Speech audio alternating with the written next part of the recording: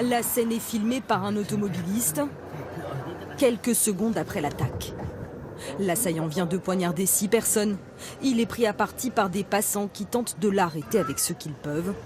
On le voit à droite de l'image, en t-shirt gris, menaçant avec un couteau.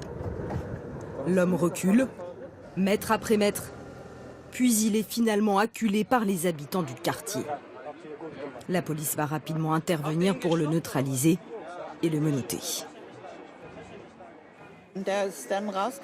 J'étais assise là, je buvais un café. L'assaillant est arrivé vers nous, j'ai tiré mon voisin par le bras. Après, il s'est retourné et il s'en est pris à une voiture avec son couteau. Il a couru, j'ai vu quelqu'un blessé au bras. Il est 15h hier après-midi quand l'assaillant fait irruption dans ce supermarché de ce quartier populaire de Hambourg.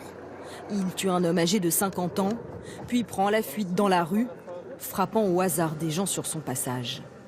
Âgé de 26 ans, ce Palestinien né aux Émirats arabes unis vivait dans ce foyer de migrants de la ville, alors que sa demande d'asile lui avait été refusée.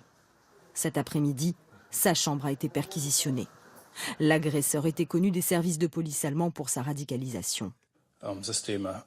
Jusqu'à l'attaque d'hier, il n'était pas considéré comme dangereux. Il était considéré comme un islamiste, pas un djihadiste. Ce que nous pouvons dire sur les mobiles de l'agresseur, c'est que d'une part, il semble avoir agi pour des motivations religieuses islamistes et d'autre part, il semblait avoir des problèmes psychologiques. Il y a quelques heures, le ministre de l'Intérieur et le maire de la ville se sont recueillis sur les lieux de l'attaque. Ils ont qualifié l'attitude des habitants d'Hambourg d'exemplaire.